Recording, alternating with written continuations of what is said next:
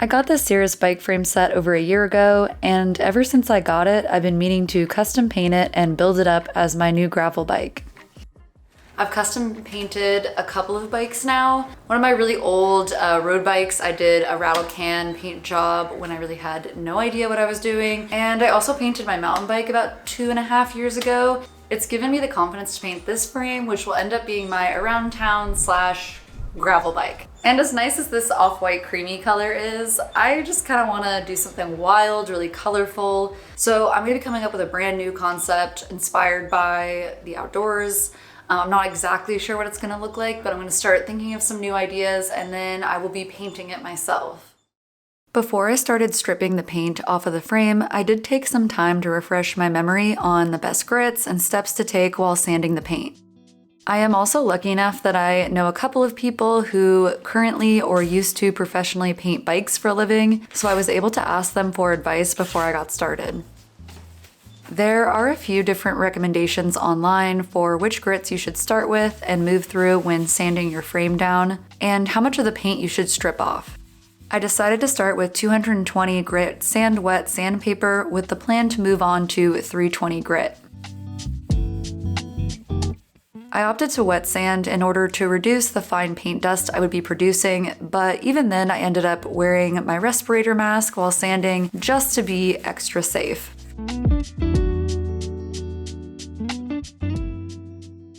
Some cyclists really care about weight, so they will try to get off as much paint and primer as they can, but for myself, I don't care as much about that, and I wanted to stay well away from the carbon so that I wouldn't risk damaging it.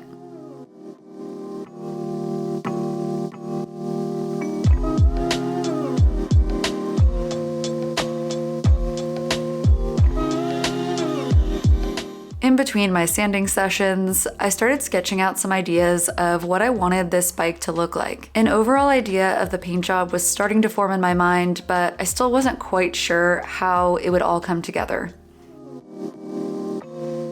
I generally knew that I wanted the bike to be colorful, inspired by nature, and I had this concept idea I wanted to explore more that I was calling Super Bloom.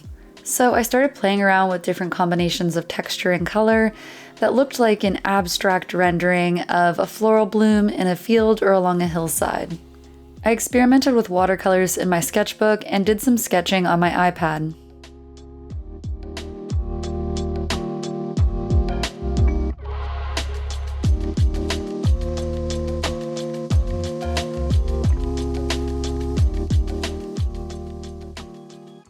I honestly think it's important to pick a design direction and a general source of inspiration. So I came up with the idea for this concept I'm going to call Super Bloom, which is inspired by floral super blooms in nature and how they really change the landscape. This idea of Super Bloom really came to me when I was actually on that bike packing trip that I filmed and posted a video about a couple months ago now. We were biking up the mountainside when I looked over to the other mountain on the other side of the highway, and there was this big grassy patch on the hillside that was covered in these yellow and orange flowers. I had already known that I really wanted to pull the idea and inspiration for this paint job from nature and something that I see outside, and seeing how beautiful and striking that image was of just the flowers covering and coating the hillside. That really got my mind turning, and I started thinking a bunch about how I could turn the gorgeous visual of a super bloom into a really stunning paint job. I've been on Pinterest a lot looking at imagery and finding some inspiration for this direction, and I think creating a washi effect with inks would create this texture that mimics the look and feel of an abstracted version of a super bloom landscape. The last bike I painted, my mountain bike, was inspired more by this idea of earth and fire. That bike had a lot of these rich reds and deep blacks mixed with some gold highlights that I feel really sophisticated and dark and beautiful. But then I think having it contrast with my gravel bike that's inspired from these bright florals would be a really beautiful contrast. And so that's another reason I kind of want to go more in this direction so that the two bikes can sit nicely together. I've really just started sketching, so I need to do a lot more exploration there. And then also I need to do a bunch of experimentation with the materials themselves to see what's actually possible. At this point, I was pretty certain I wanted to use alcohol inks to get the effect I was looking for, but I had never used alcohol inks for anything in the past, let alone a bike paint job. So some experimenting would definitely be necessary. I went ahead and used some leftover spray paint I had lying around to get a couple different base colors before diving into trying out the alcohol inks. For these experiments, I tried a couple different ways of applying the inks. I manipulated the inks with a plastic cling wrap from the kitchen to get different textures.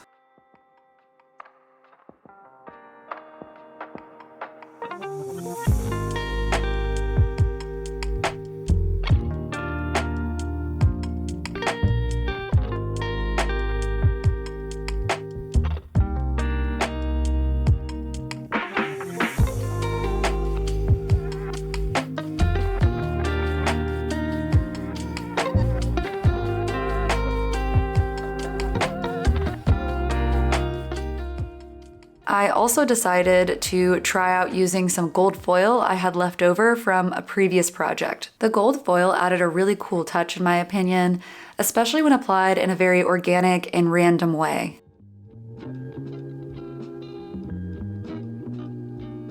I was getting close to solidifying the design of the paint scheme and sketched it out on my iPad. I occasionally use Procreate to sketch ideas, illustrate, or create simple animations for my videos, but there's a lot I still struggle with in Procreate when it comes to illustration. I looked up what Procreate classes Skillshare, who are kindly sponsoring this video, had to offer. I just took Skillshare's Procreate for Professionals Master Illustration Techniques class, which helped me make a custom brush that mimicked the look of the ink effect I was aiming to render. Also, I've been meaning to finally start learning how to use SketchUp to help with planning and designing future DIY and woodworking projects, so I plan to take this How to Design Your Own Furniture SketchUp 3D Intro class next. Skillshare offers thousands of classes for advanced and beginner learners in a wide range of topics, including graphic design, filming, DIY, illustration, interior design, 3D, and almost any other creative topic you can think of. Their classes are designed and taught by industry experts who are passionate about sharing their knowledge, tools, and techniques. Skillshare's lessons let you learn at your own pace and are perfect for fitting into whatever busy schedule you have, and they can help you expand your knowledge in whatever creative passion you are currently working on or have always wanted to pursue. If you're interested in joining Skillshare, the first 500 people to use the link below in my description will get a 1-month free trial of Skillshare. I was getting close to finalizing the design, but wanted to do a bit more experimentation on some tubes with the various alcohol ink colors. As cool as the sheets had turned out when I played around with the inks, I did feel like I needed to do some testing on actual tubes, since bike frames are just a bunch of tubes joined together. This would give me a much better understanding of how the inks would move and settle on the actual frame tubes when I was applying them. Again, I used the plastic wrap in different ways to manipulate the inks and create interesting texture details. But this time I used a strong isopropyl alcohol applied with a dropper to help the inks become more diluted and spread a bit easier.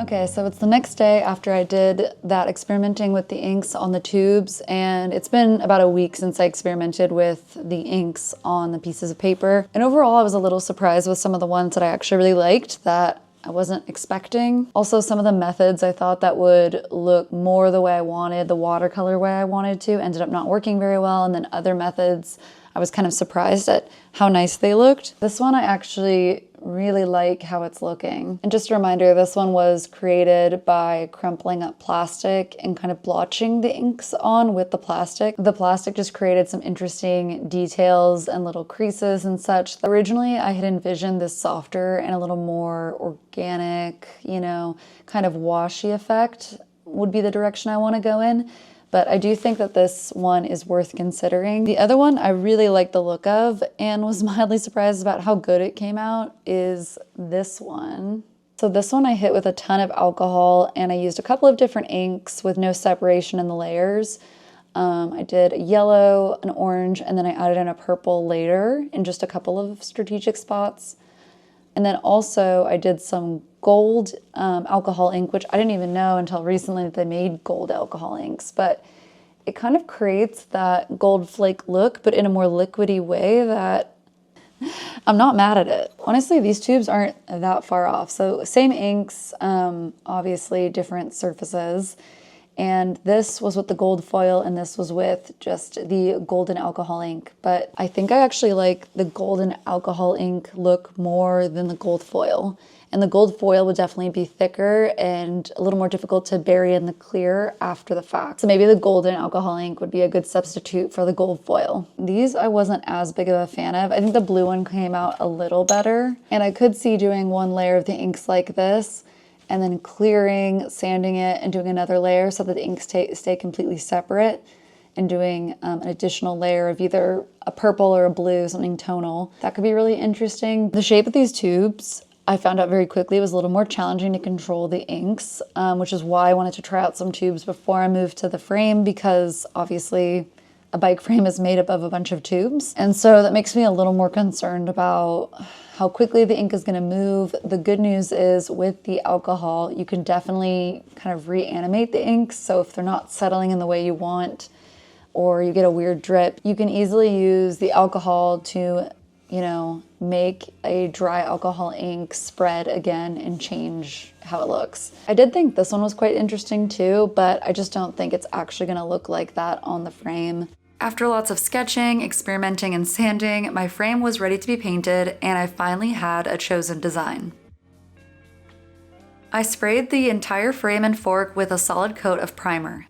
And since I would be going with lighter base colors, I opted for a white primer.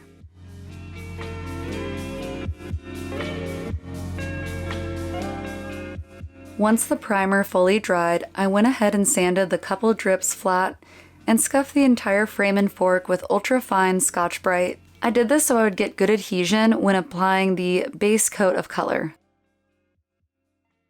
For the base coat, I was aiming to get a light pastel lilac color. I started with a general purple color code before just kind of freestyling it, mixing white, blue, red, and yellow until I got something I was happy with. I also added in quite a bit of white pearl so that hopefully you would get a little bit of a metallic pearl shimmer in the final look of the paint job.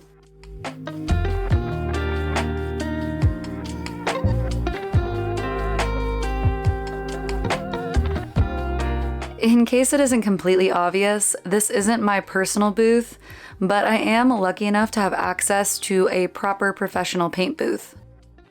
I've come a long way since painting in my garage with a makeshift booth made of plastic sheeting and clothesline clips.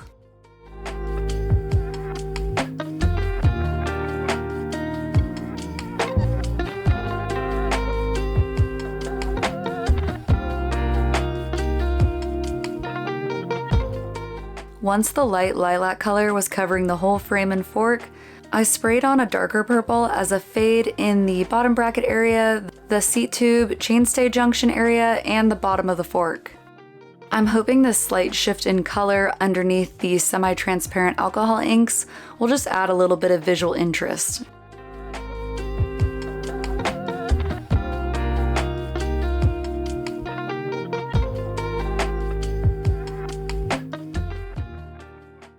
The base color was applied a couple of days back. Today I put down a layer of clear so that the base color is separate from the alcohol inks when I apply that and they won't interact. Plus I'll have a little more wiggle room to erase the alcohol inks with isopropyl alcohol if I make a mistake. Spraying clear is probably the most stressful part of the entire process, at least for me, because if you spray it on too dry, you get this orange peel type texture. That's just not the best. But at the same time, if you apply it too heavily, then you start getting dripping. And unfortunately, I did get a couple of drips. Fortunately, since it's a middle layer of clear, I was able to sand those drips away. but for the final layers of clear, I'll have to do a better job. I also went ahead and remasked all of the openings on the frame and fork per the recommendation of my painter friends. I honestly forgot how much work prepping and painting a bike is. So much respect for people who do this as their full-time job because it is no joke. There is a ton of tedious sanding and masking and remasking before you even get to the fun stuff in the paint booth. And speaking of the paint booth, this whole project ended up being much more intense than I originally expected. So the rest of the painting is split out into a part 2 that will be out in the next 2 weeks. If you got this far, thank you so much for watching, and I'll see you in the next one.